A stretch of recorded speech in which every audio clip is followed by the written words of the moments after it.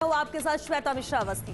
नमस्कार, मैं हूं आपके साथ पूनम शर्मा सोलंकी और इस वक्त की बड़ी खबर जिसका इंतजार था। लोकसभा चुनाव के छठे चरण का मतदान शुरू हो चुका है। 7 बज चुके हैं। 8 राज्यों के 58 सीटों पर वोटिंग शुरू। 7 बजे से शाम 6 बजे तक मतदान शुरू हो चुका है और बेहद अहम सीट इस छठे चरण में है, जिसमें दिल्ली की 7 यानी सभी 7 सीटों पर वोटिंग होना शुरू हो चुकी है। हरियाणा की 10 सीटों पर वोटिंग है। उत्तर प्रदेश की 14 अहम सीटें, तो बिहार की 8 सीटों पर मतदान शुरू हो चुका है। झारखंड की 4 सीट, ओडिशा की 6 सीटों पर वोटिंग है, तो साथ ही पश्चिम बंगाल की 8 सीटें और जम्मू कश्मीर की 1 सीट पर मतदान है। यानी कुल 6 राज्य, 2 केंद्र शासित प्रदेश की अगर हम बात कर ले तो 58 सीटों पर वोटिंग शुरू हो चुकी है। 7 बज चुके हैं, वोटिंग शुरू हो चुकी है और शाम 6 बजे तक ये मतदान जारी रहेगा। और सिर्फ ये हॉट सीट ही नहीं, कई दिग्गजों की साख जो है उस संकट पर है। अपने आप में बेहद खास, क्योंकि 7 बजे से वोटिंग जारी। छठा चरण हर किसी के लिए चुनौती, क्योंकि जो आंकड़ा पिछले 2019 का है वो चुनौती भारतीय जनता पार्टी के लिए, बाकी अन्य पार्टियों के लिए भी। क्या वो जो एक सीट उन पार्टियों को मिली थी उससे महज वो आंकड़ा बढ़ा पाएंगे या फिर उतना ही रह जाएगा या फिर उससे कम?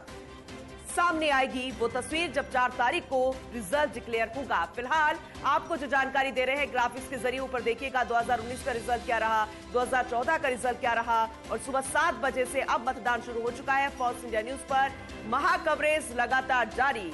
सुबह 7 बजे से शाम 6 बजे तक मतदान होगा और आप अपने मत का इस्तेमाल कर पाएंगे। दिल्ली की 7 सीट, हरियाणा की 10 सीटों पर वोटिंग, उत्तर प्रदेश की 14, बिहार की 8 सीटों पर मतदान जारी और तस्वीरें भी सामने आनी शुरू हो गई है। बिल्कुल, और वीआईपीज़ की हम बात कर रहे हैं पूनम, तो मनोहर लाल खट्टर भी वोट कास्ट करने पहुंचे। देखिए 7 बजते ही जिस तरह से वोटिंग शुरू हुई, वोट कास्ट करने के लिए पहुंचे मनोहर लाल खट्टर और इस लिहाज से करनाल सीट भी हॉट सीट हो चुकी है, वीआईपी सीट हो चुकी है। हालांकि माना जा रहा है कि मजबूत दावेदारी वो सीट पर पेश कर रहे हैं, जीत को लेकर आश्वस्त है, लेकिन वोट कास्ट करने के बाद मीडिया से रूबरू होते हुए वो क्या कहते हैं उन्हें सुनना भी दिलचस्प रहेगा। बिल्कुल इंतजार इस बात का कि अब वोट कास्ट वो कर चुके हैं, पहला मत का इस्तेमाल कर चुके हैं, अब मीडिया से वो रूबरू होंगे, क्या कुछ कहते नजर आएंगे।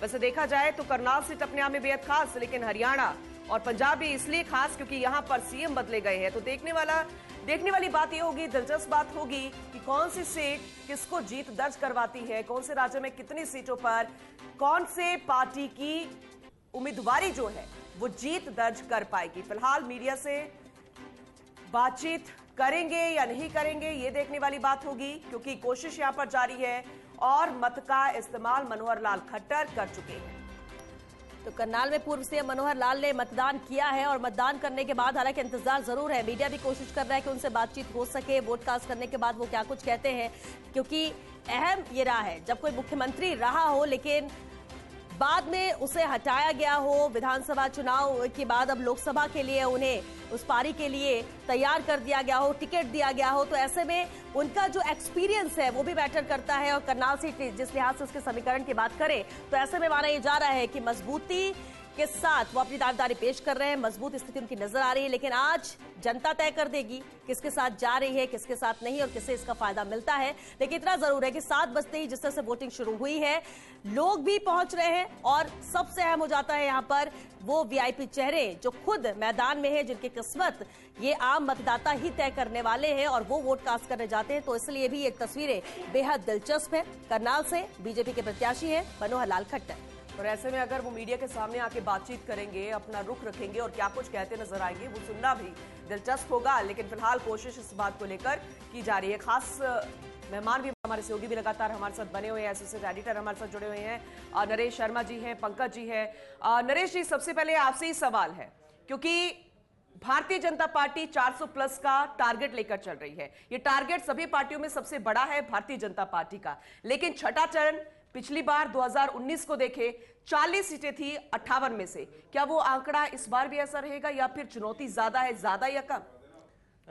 देखिए पूनम, ये तो मतदाता फैसला करेंगे, लेकिन हम सिर्फ अनुमान लगा सकते हैं और जो राजनीतिक दल दावा करते हैं उन दावों में कितनी सच्चाई है ये हम एक कह सकते हैं कि हवा का रुख जान सकते हैं कि हवा किस तरफ बह रही है।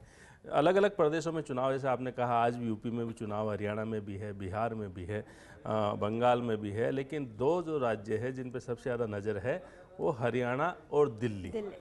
इन दोनों पे सबसे ज़्यादा फोकस है, क्योंकि यहाँ पे सभी इनकी जितनी भी सीटें हैं, हरियाणा की जो 10 सीटें हैं या दिल्ली की जो 7 सीटें हैं, उन पे एक साथ चुनाव हो रहा है। बाकी अगर हम राज्यों में देखें तो उनमें अलग अलग चरणों में चुनाव हुआ है। तो यहाँ पे मतदाता एक दिन में फैसला कर देंगे।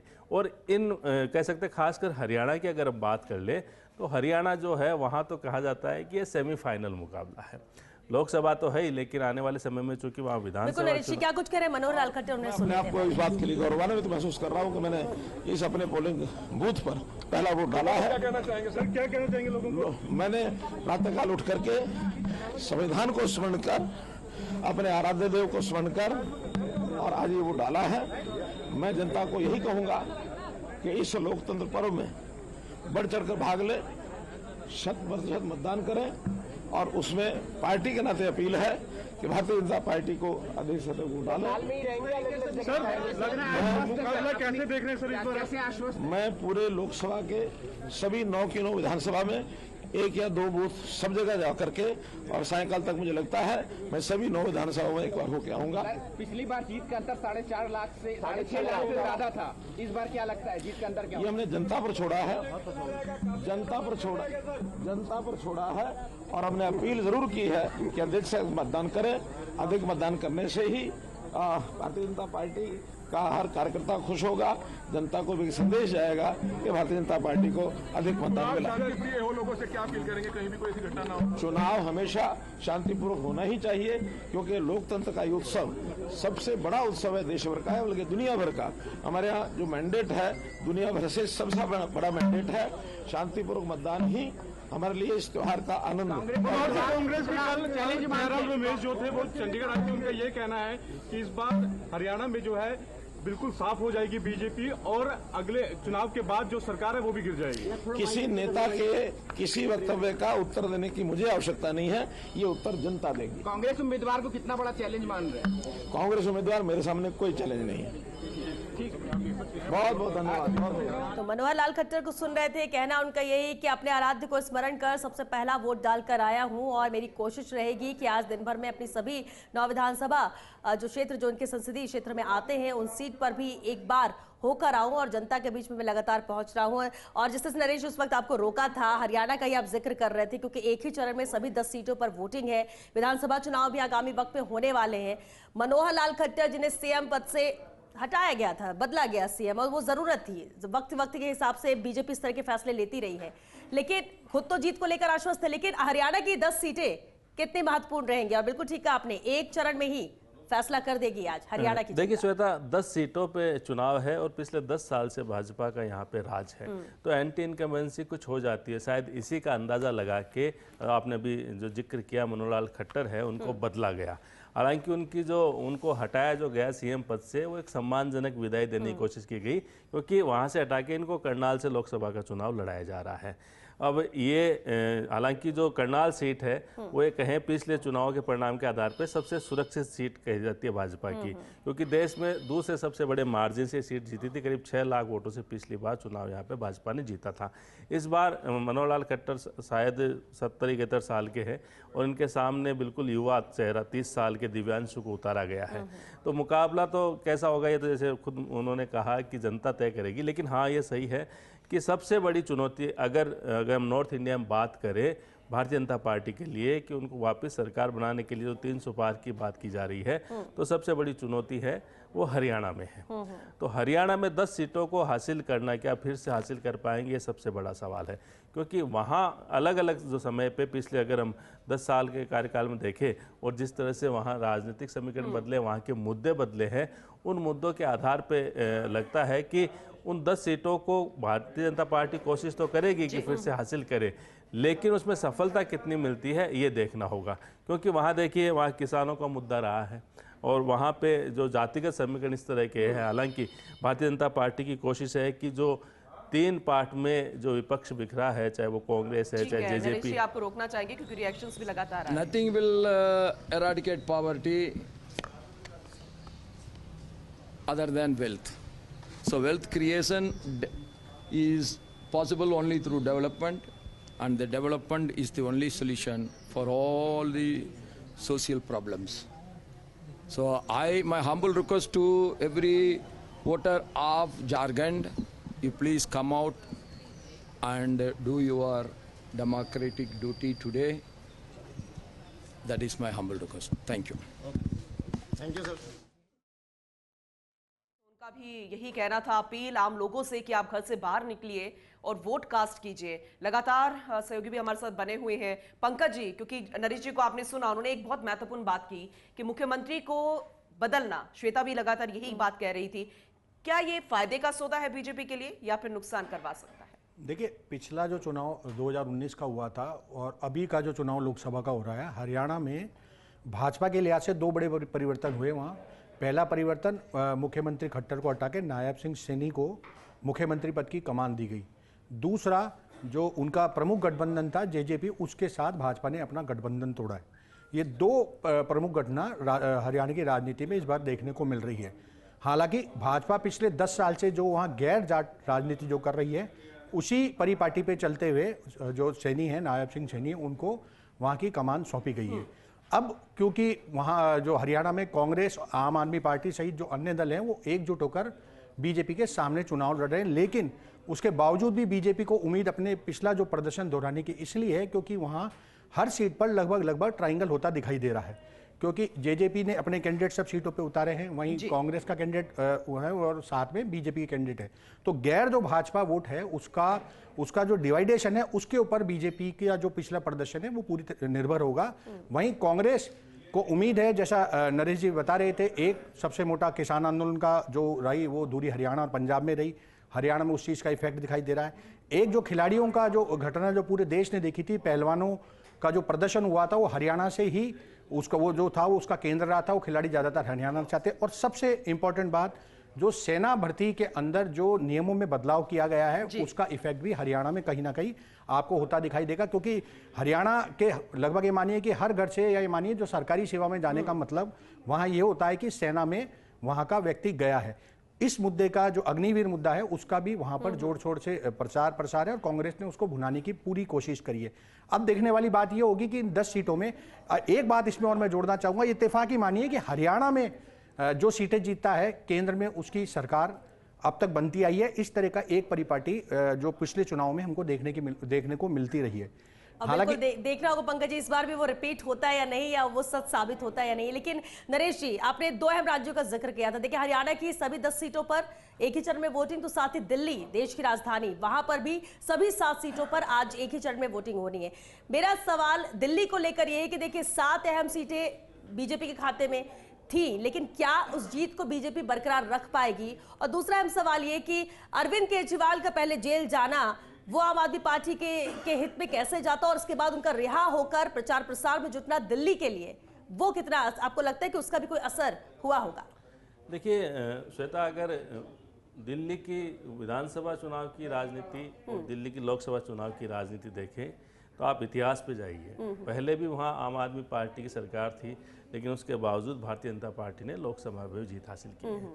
अभी भी आम आदमी पार्टी सरकार है, लेकिन लोकसभा की जो 7 सीटें हैं उनका परिणाम क्या होगा ये देखना सबसे महत्वपूर्ण है। लेकिन हाँ, ये जरूर है कि इस बार वहाँ की जो राजनीतिक समीकरण बदले हैं और उसके कारण से चेहरे भी बदले हैं। तो भारतीय जनता पार्टी की जो कोशिश है वो यही है कि किस तरह से, क्योंकि पिछली बार जो है वो कांग्रेस और आप पार्टी, इनमें वोट बटे थे, इनके अलग अलग कैंडिडेट थे। लेकिन इस बार जैसे हम बात करें, नरेश जी, सिरसा से अभय चौटाला क्या कुछ कह रहे हैं? मोदी जी के, राहुल गांधी के स्वयं एक दूसरे को गाली देने के, एक दूसरे को नीचा दिखाने के, स्वयं देश को तोड़ने वाली बातें करने के कोई मुद्दा है? कांग्रेस कहीं बता रही है हमने 70 साल में क्या किया, भाजपा कहीं बता रही है हमने 10 साल में क्या किया। हमारे पास तो अनेक ऐसी बातें हैं हरियाणा के लोगों के बीच में खुल के कहने को कि हमारी पार्टी ने जब जब सत्ता में आई आप लोगों को क्या क्या सुविधाएं दी। ना कांग्रेस बता सकती और ना भाजपा बता सकती। हमने तो ऐसे काम किए सत्ता में रह करके, चौधरी देवीलाल ने वो काम किए हैं सत्ता में रह करके जो देश के लिए उदाहरण है अपने आप में। उन्होंने ऐसे ऐसे फैसले लिए थे जो सारे देश को लागू करने पड़े। इस देश में पेंशन नहीं मिलती थी किसी को, चौधरी देवीलाल ने सबसे पहले इसकी शुरुआत करी। पहले कर्मचारियों की पेंशन थी, बुजुर्ग की नहीं थी। उनकी वजह से देश को भी लागू करनी पड़ी और हर प्रदेश को पेंशन लागू करनी पड़ी। उन्होंने स्पोर्ट्स के लिए जो हमने किया, सबसे पहली शुरुआत 2000 के अंदर स्पोर्ट्स में नगद पुरस्कार की हुई। हमारे यहाँ कर्णम मलेश्वरी नाम की एक लड़की थी जो आंध्र प्रदेश की रहने वाली थी, हरियाणा में मैरिड। तो बिल्कुल प्रतिक्रिया लगातार आ रही है, लेकिन इस बीच तस्वीरें भी हम आपको दिखा रहे थे कि बांसुरी स्वराज भी वोट कास्ट करने के लिए पहुंची हैं। बेहद अहम है, इस बार टिकट बीजेपी ने उन्हें दिया है। मीनाक्षी लेखी का टिकट काटा है, सुषमा स्वराज की बेटी है, कितना फायदा इस बार मिलता है वो भी बेहद महत्वपूर्ण होगा। लेकिन नरेश, इस वक्त आपको रोका था और हम बात दिल्ली की कर रहे थे, तस्वीरें भी लगातार दिखा रहे। बांसुरी स्वराज भी पहुंची वोट कास्ट करने के लिए। एक बात और देखने को मिली है, बीजेपी जिस तरह से आपने कहा कि विधानसभा लोकसभा के, बिल्कुल सही कहा आपने कि स्ट्रैटेजी भी अलग होती है, परिणाम भी अलग होते हैं और वही वोटर होता है, लेकिन उसकी पसंद भी अलग होती है।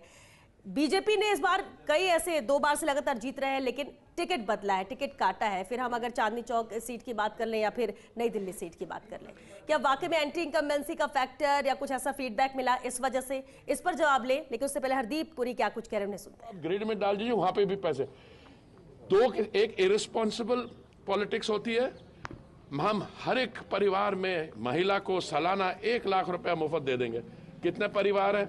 जो मुझे जितनी जहां तक समझ है 32 crore.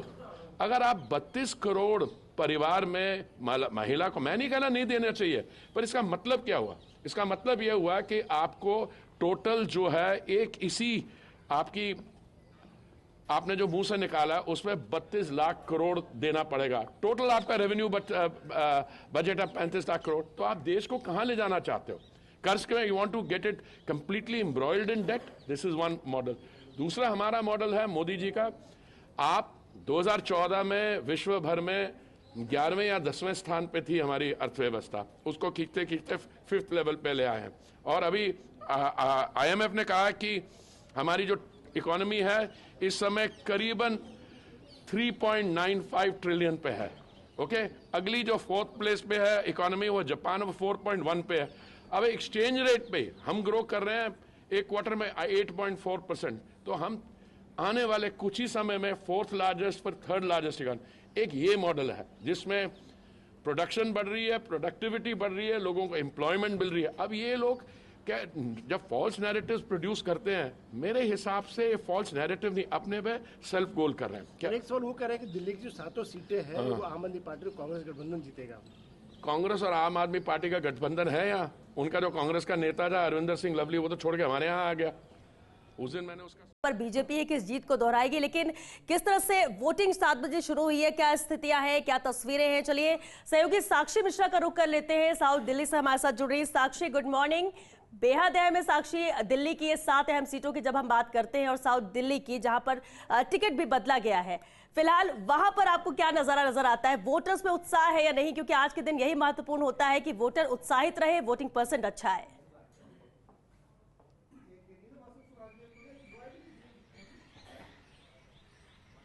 Very good morning to you Shweta and Poonam, आपको भी गुड मॉर्निंग और तमाम दर्शकों को भी जो कि इस वक्त फर्स्ट इंडिया देख रहे हैं। इस वक्त मैं साउथ दिल्ली लोकसभा सीट पे मौजूद हूं और यहाँ पर मुकाबला बेहद दिलचस्प है। सबसे पहले तो दिल्ली की सातों सीटों पर आज वोटिंग होने वाली है। इसको लेकर जो उत्साह है न केवल मतदाताओं में बल्कि तमाम पॉलिटिशियंस में भी देखा जा रहा है। 7 सीटों की अगर बात की जाए तो 2014 में बीजेपी ने क्लीन स्वीप करी, 2019 में भी क्लीन स्वीप बीजेपी ने करी, सातों की सातों लोकसभा सीटें जीत ली। इसलिए जिम्मेदारी बड़ी है बीजेपी के तमाम उन कैंडिडेट्स के ऊपर जो कि इस बार मैदान में है, क्योंकि अगर रिपीटेशन की बात की जाए तो केवल मनोज तिवारी जो है उनको रिपीट किया गया बतौर कैंडिडेट। वहीं 6 जो कैंडिडेट हैं वो नए मैदान में उतारे गए। और अगर मैं मौजूदा वक्त जिस सीट पे मौजूद हूं, साउथ दिल्ली लोकसभा सीट, यहां की बात करूं तो यहां पे रामवीर सिंह बिदूड़ी को टिकट दिया गया है, रमेश बिदूड़ी का टिकट काटा गया है। अगर दूसरे कैंडिडेट की बात करूं तो यहां पर सही राम को मैदान में उतारा गया आम आदमी पार्टी के द्वारा। तो समीकरणों को साधते हुए तमाम पॉलिटिकल पार्टीज ने अपने कैंडिडेट तो उतार दिए, लेकिन बड़ी जिम्मेदारी यहां पर रामवीर सिंह बिदूड़ी के कंधों पर है। वहीं अगर मौजूदा वक्त में इस सीट के आसपास इस पोलिंग बूथ की बात करूं तो यहां पर प्रियंका गांधी वाड्रा कुछ ही देर के बाद में बताया जा रहा है कि वोट कास्ट करने के लिए आएंगी और इसी वजह से यहां पर सिक्योरिटी के इंतजाम बहुत सारे किए गए हैं। और दिल्ली में अगर खासतौर पर बात की जाए तो अलग से बजट भी सैंक्शन किया गया, क्योंकि गर्मी बहुत ज्यादा है। इसको लेकर अलर्ट अलग अलग जगहों पर जारी किया गया है। Red alert, orange alert Delhi Delhi में जारी किया गया है। लू की स्थिति जो है वो बहुत ज्यादा बढ़ती हुई नजर आ रही है और सबसे पहली चीज जो अपील की जा रही है वो है हैप्पी आवर्स में वोटिंग, कि आप आइए और हैप्पी आवर्स में वोटिंग करके जाइए। और फैसिलिटीज की बात की जाए तो चाहे वो वाटर कूलर्स हुए, कूलर्स हुए, वो सभी यहाँ पर लगाए गए ताकि जो मतदाता यहाँ पर मतदान करने के लिए आ रहे हैं उनको किसी भी तरीके की जो प्रॉब्लम्स हैं उसका सामना ना करना पड़े। बिल्कुल साक्षी, वैसे प्रत्याशियों के नामों का जिक्र तो आपने कर दिया, लेकिन ये सीट बीजेपी के लिए बेहद खास है क्योंकि इसमें दबदबा बीजेपी का ज्यादा रहा है और गुर्जर बहुल इलाका भी है और दोनों ही पार्टियों ने, या फिर बीजेपी की बात करें इंडिया गठबंधन के तहत आप पार्टी के खाते में ये सीट आई है, दोनों ही प्रत्याशी गुर्जर, तो ऐसे में वोट बैंक किस तरीके से बढ़ता हुआ आपको यहां पर नजर आता है? सियासी समीकरण 2024 में कितने बदलते या बनते बिगड़ते किसके लिए नजर आ रहे हैं?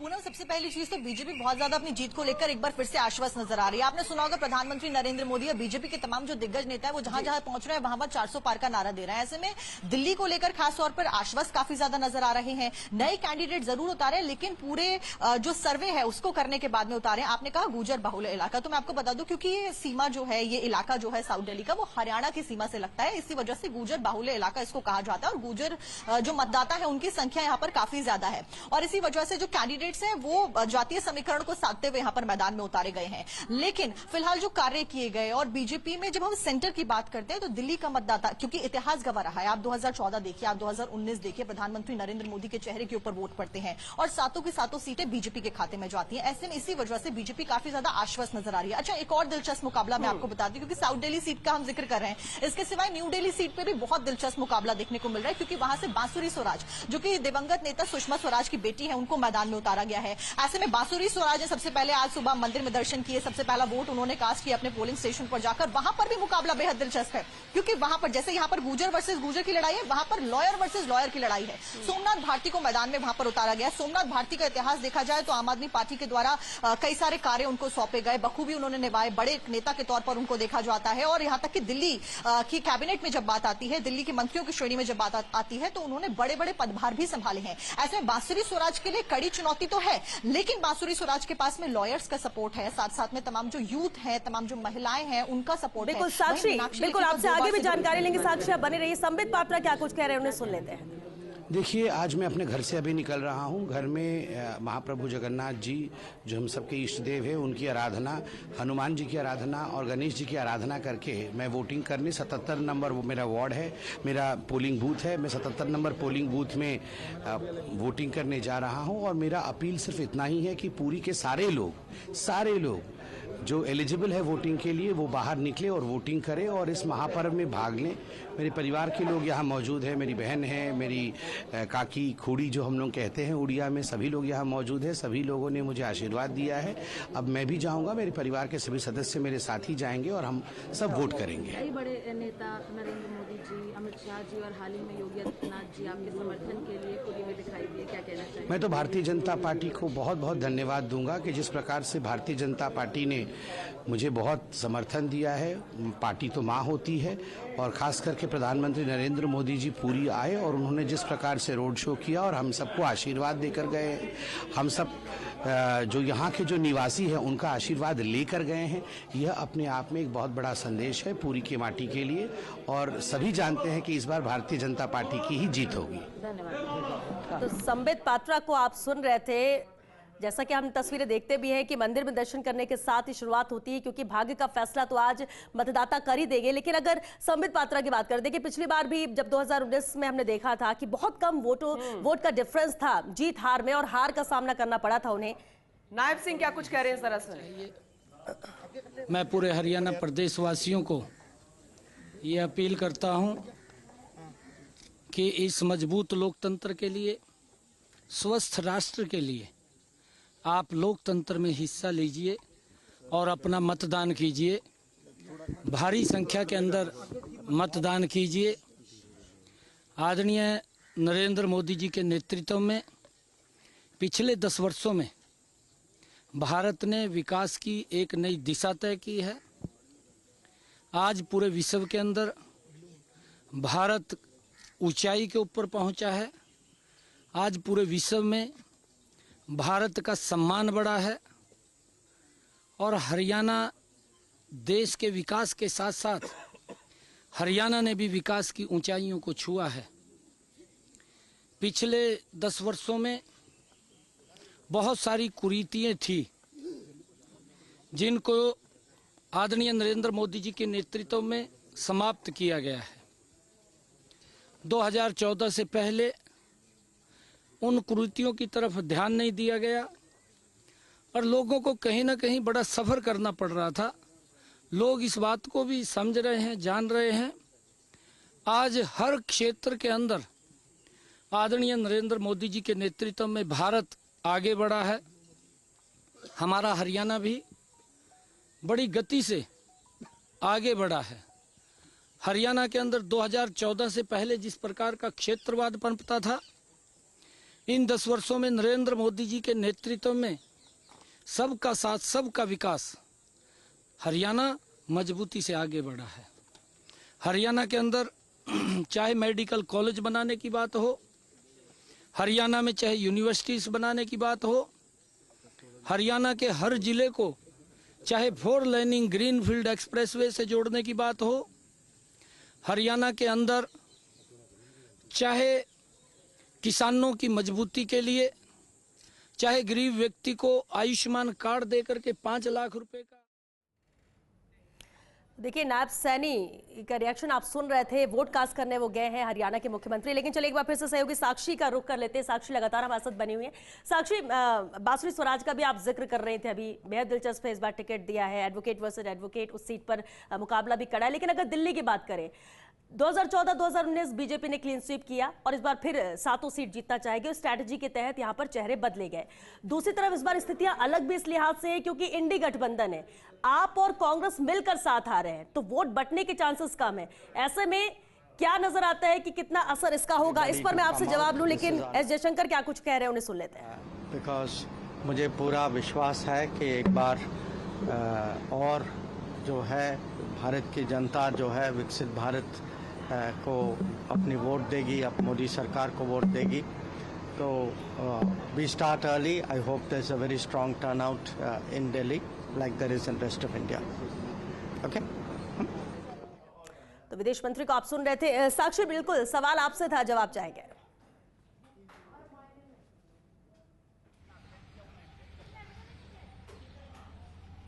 बिल्कुल श्वेता, आपने महत्वपूर्ण सवाल किया है क्योंकि जहां बीजेपी आश्वस्त है अपनी जीत को लेकर, वहीं बीजेपी को यह भी पता है कि कंपटीशन कड़ा है क्योंकि इंडी गठबंधन सामने है। लेकिन अगर हम दिल्ली के समीकरणों को देखें, अगर हम दिल्ली में मौजूदा स्थिति को देखें, तो आपने देखा होगा किस तरीके से आम आदमी पार्टी इस वक्त मुश्किलों के घेरों में। आम आदमी पार्टी के बड़े नेता इस वक्त जेल में है, अरविंद केजरीवाल खुद इस वक्त बाहर हैं और अरविंद केजरीवाल ईडी के रडार पर हैं। उसके बाद में स्वाति मालीवाल का मुद्दा हमने देखा किस तरीके से गर्म होता हुआ नजर आया, जो कि अभी शांत बिल्कुल भी नहीं हुआ है। और उस बीच में दिल्ली के चुनाव हो, एक तरफ अरविंद केजरीवाल ये कह के बाहर आते हैं कि मैं चुनाव प्रचार करना चाहता हूं, वहीं दूसरी तरफ स्वाति मालीवाल के मामले में पूरा वो घिर जाते हैं। बेबुनियाद उन आरोपों को बताया जा रहा है, मामला फिलहाल कोर्ट तक पहुंच गया, एफआईआर दर्ज हो चुकी है, जांच पड़ताल लगातार जारी है। लेकिन अरविंद केजरीवाल की चुप्पी एक बड़ा सवाल खड़ा करती है और यही वजह है कि तमाम जो वोटर हैं, क्योंकि हम ग्राउंड पर मौजूद हैं, हमने लोगों से बातचीत करी, तमाम शोज लगातार भारत 24 और फर्स्ट इंडिया भी अलग अलग जगहों पर जाकर करता आया, जहां पर मतदाताओं के मूड को भांपने की कोशिश लगातार की गई। यही पता चला कि आम आदमी पार्टी को लेकर जब हम विधानसभा चुनावों की बात करते हैं तो शायद वोटर उनको वोट करे, लेकिन जब लोकसभा चुनावों की बात आती है, जब सेंटर में सरकार बनाने की बात आती है, तो पहली चॉइस वैसे ही बीजेपी होती है। अब तक 2014 और 19 में हमने देखा, और इस बार खास तौर पर अगर देखा जाए, क्योंकि अरविंद केजरीवाल आम आदमी पार्टी के बड़े नेता, चाहे वो मनीष सिसोदिया हो, चाहे वो संजय सिंह हो जो कि अभी हाल ही में बाहर आए, और भी बहुत सारे नेता, अरविंद केजरीवाल खुद जेल की हवा खा के आ चुके हैं और ईडी के रडार पर अभी भी बने हुए हैं। उसके बाद में शराब घोटाले का जो पूरा मामला था, ये सभी वो मुद्दे हैं जिसकी वजह से आम आदमी पार्टी के वोट जो हैं इस बार कटते हुए नजर आ रहे हैं, चाहे वो इंडी गठबंधन के साथ में इस वक्त चुनाव लड़ रहे हैं। बिल्कुल साक्षी, और इस लिहाज से ही मुकाबला भी कड़ा है और देखना होगा कि क्या किसकी स्ट्रैटेजी यहां पर सफल हो पाती है और कौन जीत को रिपीट करता है। दावे तो क्योंकि सबके साथ साथ चल ही रहे हैं, लेकिन साक्षी वापस आपका रुख बिल्कुल करेंगे और भी अपडेट आपसे लेंगे क्योंकि आप ग्राउंड पर मौजूद हैं। फिलहाल के लिए शुक्रिया आपका इस पूरी बातचीत के लिए। चलिए एक छोटा सा ब्रेक ले। तो प्रधानमंत्री मोदी भी मतदान को लेकर अपील करते नजर आए। सोशल मीडिया पर एक्स पर उन्होंने पोस्ट किया, क्या कुछ कहना था चलिए बताते हैं आपको। सोशल मीडिया एक्स पर उन्होंने पोस्ट किया, कहा लोकसभा चुनाव के छठे चरण के सभी मतदाताओं से मेरा निवेदन है कि वे ज्यादा से ज्यादा संख्या में मतदान के लिए आगे आए। एक एक वोट मायने रखता है और आपका वोट भी उतना ही महत्वपूर्ण है। लोकतंत्र तभी फलता फूलता है और जीवंत दिखता है जब चुनाव प्रक्रिया में जनता जनार्दन की बढ़ चढ़कर भागीदारी होती है। माताओं, बहनों और बेटियों के साथ ही युवा वोटरों से मेरा विशेष आग्रह है कि वे अपने मताधिकार का प्रयोग जरूर करें। तो मतदान को लेकर छठे चरण में अपील की है ज्यादा से ज्यादा वोट करने की प्रधानमंत्री नरेंद्र मोदी ने। हालांकि हमने हर चरण में देखा सुबह उनकी पोस्ट की शुरुआत ही इसी से होती है ताकि बढ़ चढ़कर मतदाता हिस्सा ले इस महापर्व में। और अब क्योंकि जब ये चुनाव छठे चरण पर पहुंच चुका है तो एक बार फिर अपील प्रधानमंत्री नरेंद्र मोदी की वोट करने को लेकर और फोकस उनका युवाओं पर रहा। और इस बीच ये अहम तस्वीरें आप देख सकते हैं। नई दिल्ली से बीजेपी के प्रत्याशी हैं बांसुरी स्वराज वोट कास्ट करने के बाद की अहम तस्वीर है और बेहद अहम मुकाबला जरूर नजर आ रहा है क्योंकि यहां पर मीनाक्षी लेखी का टिकट काटकर बांसुरी स्वराज को कैंडिडेट बीजेपी ने बनाया। मीडिया से रूबरू भी हो रही है। विकसित भारत के लिए वोट करिए, सशक्त राष्ट्र के लिए वोट करिए। भारत माता की जय। तो बांसुरी स्वराज यहां पर वोट करने की लगातार अपील करते हुए नजर आए। हालांकि इस वक्त भी सवाल आपसे नरेश जी यही था मेरा, ऐसी सीट को लेकर, खासतौर से अगर बांसुरी स्वराज को लेकर बात करें, दिल्ली की 7 सीटों को लेकर। बिल्कुल, देखिए 7 सीटें हैं और 7 में कम से कम 2-3 सीटें तो ऐसी है जिनको हॉट सीट में हम काउंट कर सकते हैं और जिन पे सभी की नजर है, जिसमें नई दिल्ली की सीट है बांसुरी स्वराज और साथ में इनके सामने सोमनाथ भारती। जैसा अभी थोड़ी देर पहले हमारी साथी ने कहा था कि 2 वकीलों के बीच मुकाबला है, तो किसकी दलील जनता सुनती है ये भी देखना होगा। लेकिन जहाँ तक बांसुरी की बात करें तो ये सुनने में आया है कि ये टिकट सीधे सीधे प्रधानमंत्री नरेंद्र मोदी ने इनको उम्मीदवार बनाने के लिए ये टिकट दी है। बड़ी चीज़ ये है कि नई दिल्ली की जनता क्या बीजेपी को वोट डालने जा रही है, क्या बांसुरी को वोट डालने जा रही है या सुषमा स्वराज के नाम पे वोट डालने जा रही है। क्योंकि इनका जो चेहरा है, इनके अभी जब वो बयान दे रही थी तो इनका लहजा वही है जैसे सुषमा स्वराज का था। और जिस तरह से कह सकते हैं भारतीय जनता पार्टी की दिग्गज नेताओं में शामिल थी, तो एक तरह से उन्हीं का एक इमोशनल टच लेके मुझे लगता है कि चुनाव लड़ा जा रहा है। लेकिन इनके सामने जो कैंडिडेट है सोमनाथ जो भारती है वो भी कमज़ोर नहीं है क्योंकि वो भी पहले जो आप सरकार मंत्री रहे हैं, बड़े नेता है वहाँ के आपके। लेकिन बड़ी चीज़ ये है जो आपने पहले भी कहा था कि यहाँ गठबंधन है, एक तरफ भाजपा है, दूसरा तरफ गठबंधन है। और गठबंधन किसका है? कांग्रेस का और आप पार्टी का। वो पार्टियाँ जो एक दूसरे के खिलाफ बयान देती थी, जो एक दूसरे को हराने की अपील करती थी, जो एक दूसरे को चोर पंजाब में अभी भी देती है, चोर कहते थे। तो बड़ी चीज़ ये है कि एक बयान आया था, मैंने पहले भी जिक्र किया था, प्रधानमंत्री ने इन दोनों गठबंधन को लेकर जिक्र किया था कि 2 राज्य तो ऐसे हैं जहां हाथ में झाड़ू है और पंजाब ऐसा है जहां हाथ वाले कहते हैं कि झाड़ू वाले चोर है।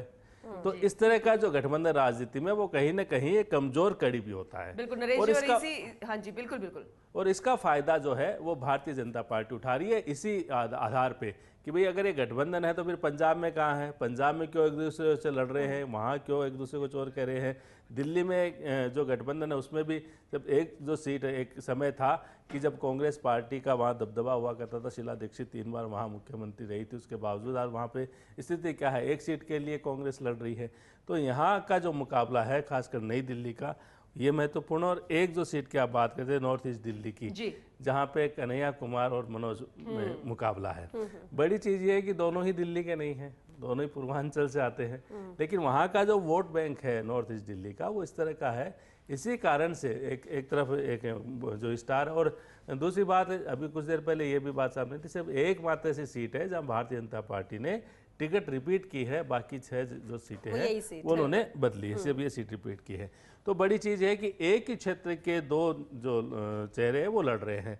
अब मनोज जो है वो तीसरी बार यहाँ से जो सांसद बनने की कोशिश है, कन्हैया जो है वो पहली बार यहाँ से भाग्य आजमा रहे। इससे पहले उन्होंने दूसरी पार्टी से चुनाव लड़ा था, पहले उन्होंने सीपीएम से चुनाव लड़ा था और इस बार वो कांग्रेस पार्टी से चुनाव लड़ रहे हैं क्योंकि राहुल गांधी के नजदीक और राहुल गांधी की मुस्लिम वोटर्स और बिहारी वोटर्स बिल्कुल देखिए ये तमाम, लेकिन मुस्लिम वोट तो यहाँ पे है। लेकिन बड़ी जो अगर बात करें कि फैक्टर क्यों है, क्यों टिकट दिया गया, वो ये कारण ये है कि पूर्वांचल के जो वोट है वो सबसे ज़्यादा यहाँ पे है और इसी कारण से ये वोट यहाँ पे दिया गया है। और रही बात, और इस बार आप देखिए कि जो पूरे सभी आप 7 सीटों पे नज़र डालोगे तो ये जातिगत समीकरण, क्षेत्रीय समीकरण, इसको ध्यान में देते हुए वोट जो टिकट दिया गया है।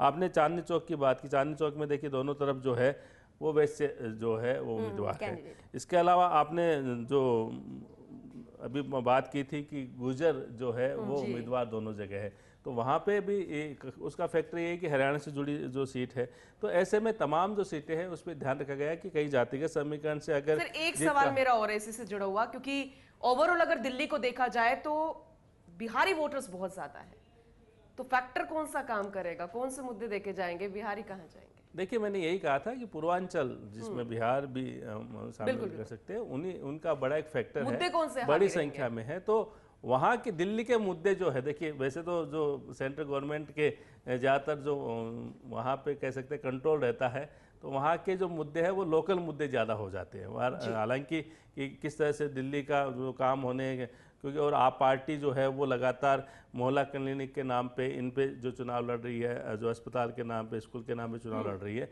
तो वहाँ पे इन उम्मीदवारों को भी उसी मुद्दे पे लड़ना पड़ेगा। लेकिन उसके बावजूद चूँकि दिल्ली है और दिल्ली में ही कह सकते हैं कि दिल्ली की सरकार का राज होता है, दिल्ली की सरकार राज करती है, तो वहाँ के मतदाता काफ़ी समझदार होते हैं। जैसे मैंने कहा पहले भी कि आप पार्टी की राज्य में सरकार है लेकिन वहाँ लोकसभा में भाजपा जीतती है, क्योंकि वहाँ के मतदाता क्षेत्रीय मुद्दे को और राष्ट्रीय मुद्दे को अलग अलग तरीके से देखते हैं। लेकिन 2019 से अगर तुलना की भी जाए तो स्थितियां भी बहुत बदल गई हैं दिल्ली की, और इस लिहाज से भी देखा जाए तो इस बार मुकाबला भी दिलचस्प है, लेकिन आम आदमी पार्टी कहीं ना कहीं कमजोर इस बार नजर आती, क्योंकि इतनी सारी चीजों से वो घिरी हुई है, उसका भी कहीं ना कहीं नुकसान आम आदमी पार्टी को यहाँ होता हुआ नजर आता है। लेकिन देखना होगा वोटर किसे चुनते हैं। बहरहाल क्योंकि हम राज्यवार बात भी कर रहे हैं, पश्चिम बंगाल की आज 8 सीटों पर भी मतदान हो रहा है और 8 सीटें बेहद अहम है, जिसमें तमलुक है, कांती है, घाटल है, झाड़ग्राम है, मेदिनीपुर, पुरुलिया और बांकुरा और बिष्णुपुर, ये अहम सीट है। 8 सीटें हैं पश्चिम बंगाल की। पंकज सोनी जी भी लगातार हमारे साथ बने हुए हैं।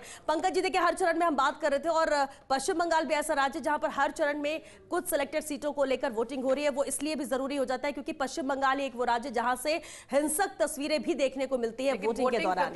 बहुत अच्छा रहा है, लेकिन ये ट्रेंड रहा है पश्चिम बंगाल का बाकी राज्यों की अपेक्षा, इसलिए क्योंकि पश्चिम बंगाल का ट्रेंड हमेशा से रहा है वोटिंग परसेंट अच्छा आना, और यही वजह है कि बाकी राज्यों की तुलना में यहां पर वोटिंग परसेंट बेहतर आया है। लेकिन जी सवाल यही कि पश्चिम बंगाल की भी राजनीति बहुत अलग तरीके से है, और विधानसभा की बात करें या लोकसभा की बात कर ले, अब ऐसे में क्योंकि पश्चिम बंगाल में अब बीजेपी मजबूती के साथ पिछली बार भी हमने देखा है नजर आई है, क्या इन 8 सीटों पर भी वो असर देखने को मिलेगा?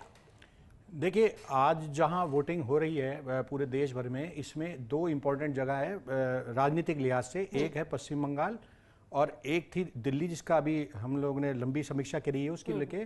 ये दोनों ही जगह ऐसी है जहां पर भाजपा को चुनौती मिलती दिखाई दे रही है, बिकॉज ऑफ वहां की जो लीडरशिप है उसके कारण वहां पे चुनौती मिलती दिखाई दे रही है। पश्चिम बंगाल में ममता बनर्जी और दिल्ली में केजरीवाल, ये 2 नेता ऐसे हैं, देश में 2 चेहरे ऐसे हैं जो लगातार भाजपा को चुनौती पेश करते आ रहे हैं।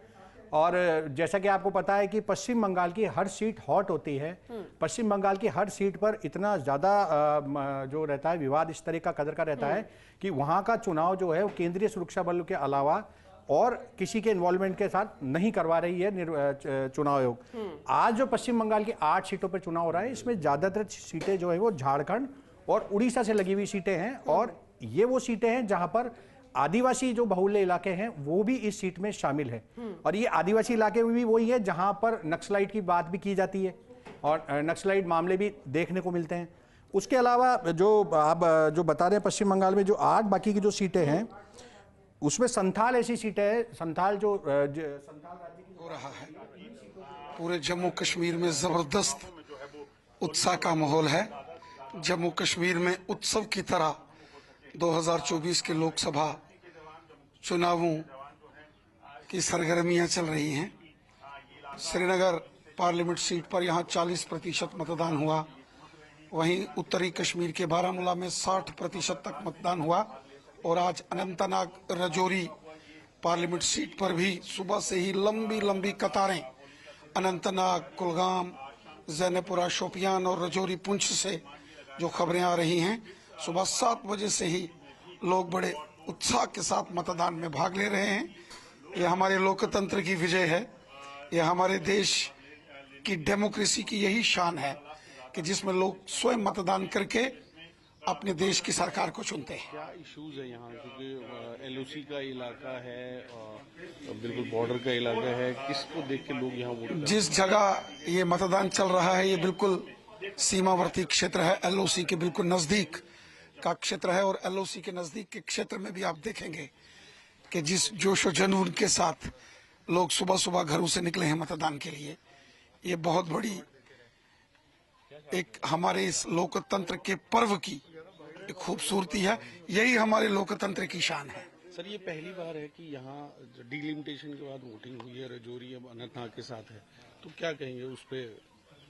अनंतनाग रजौरी पुंछ डिलिमिटेशन के बाद नई सीट का गठन हुआ है और यकीनन रिकॉर्ड तोड़ मतदान होगा। आधा भाग कश्मीर में और आधा जम्मू संभाग के साथ जुड़ा है, विशेषकर जो सीमावर्ती क्षेत्र है रजौरी पुंछ। तो इसमें महबूबा मुफ्ती है और जो बीजेपी का भी सपोर्ट है कुछ पार्टीज को, क्या लगता है? चलिए, चूंकि आज वोटिंग का दिन है, मैं आज कुछ नहीं कहना चाहूंगा। मैं सबको अपनी तरफ से गुड विशेस कहता हूं। रविंद्र रैना जी को आप सुन रहे थे। हालांकि ये कहा जाता है कि जो सवाल इनसे पूछे जाते हैं उसका जवाब भी खुलकर नहीं देते, लेकिन आज ये बोलते हुए नजर आए, लेकिन सियासत से जुड़ा हुए बोलते हुए नजर नहीं आए। गौतम गंभीर भी वोट कास्ट करते हुए नजर आए। बेहद महत्वपूर्ण हो जाता है जब एक क्रिकेटर इस तरीके से संदेश देता हुआ नजर आए, चाहे सियासत के लिहाज से देखा जाए या फिर एक मतदाता के रूप में इसे देखा जाए। लगातार तस्वीरें सामने आ रही है। 8 राज्यों की 58 सीटों पर मतदान, छठा चरण अपने आप में बेहद खास और चर्चा भी लगातार जारी है। पंकज जी, पश्चिम बंगाल का आप जिक्र कर रहे थे, साथ में जम्मू कश्मीर का भी जिक्र कर दीजिएगा। देखिए, पश्चिम बंगाल का जैसे मैंने बताया कि हर सीट पर बीजेपी और तृणमूल कांग्रेस के बीच में सीधा सीधा मुकाबला है। कई सीटें ऐसी है, इस वाले चुनाव में तामलुक एक सीट है जहां पर जो मुकाबला है बेहद दिलचस्प देखने को मिल रहा है। यहां पर टीएमसी के उम्मीदवार देवेंदु अधिकारी और भाजपा के सिद्धार्थ नस्कर है। ये सिद्धार्थ वो चेहरा है जिन्होंने नंदीग्राम का जो आंदोलन हुआ था उसको लीड किया था, उस समय में तृणमूल कांग्रेस में हुआ करते थे। पश्चिम बंगाल की अगर हम राजनीति को देखें तो हर चरण में आपको 2 ही चीजें नजर आएगी वहां पे। एक, ग्लैमर कैंडिडेट्स वहां उतारे जाते हैं। दूसरा, कौन सा किस पार्टी से लड़े ये नहीं कहा जा सकता। एक चुनाव वो पहले चुनाव में टीएमसी से लड़ता दिखाई देगा, तो दूसरे चुनाव में वो प्रत्याशी भाजपा की तरफ खेमे में आपको नजर आएगा। तो ये बड़ी विचित्र से समीकरण पश्चिम बंगाल में है। बीजेपी अपनी पूरी ताकत वहां लगाए। प्रधानमंत्री नरेंद्र मोदी, अमित शाह का फोकस वहां रहता है। वहां तृणमूल की तरफ से ममता बनर्जी एकमात्र लीडर है जो इनको चुनौती देती आती है। हर सीट पर बेहद करीबी मुकाबला पिछले चुनाव में भी देखने को मिला था और इस बार भी ये मुकाबला देखने को मिल रहा है। बिल्कुल। पंकज जी, आपने 2 चीजों का जिक्र किया, अरविंद केजरीवाल और ममता बनर्जी। दोनों का कि दोनों फैक्टर है, एक दिल्ली में है, एक पश्चिम बंगाल में है। देखिए, लेकिन दोनों की राजनीति अलग दिखाई दे रही। एक गठबंधन की राजनीति में जा रहे हैं, तो लगता है कि उनका उद्देश्य जो है ये कि भाजपा को कैसे रोका जाए। और एक ममता बनर्जी की बात की, उन्होंने गठबंधन करने से मना कर दिया, कोशिश की थी, और उनका मकसद ये लगता है कि मेरा जो वहाँ पे पश्चिम बंगाल दबदबा वो कायम रहना चाहिए। तो क्या ममता बनर्जी ने गठबंधन नहीं किया, इसका क्या मैसेज आता है? केजरीवाल ने गौतम गंभीर क्या कह रहे हैं, उन्हें सुन लेते हैं। As large numbers as possible, because this is our power, this is our democracy, and to make democracy even more powerful, I think it's important for people to come out and vote in large numbers. And the way this government has performed, they're confident of them. Yeah, absolutely. I think with honesty and development is very important, and the way government has worked in the last 10 years, yes, they have worked for the development. The country has moved forward, and hopefully people will realize that as well, and people will do that today as well, especially the people of Delhi. Excited for the final tomorrow.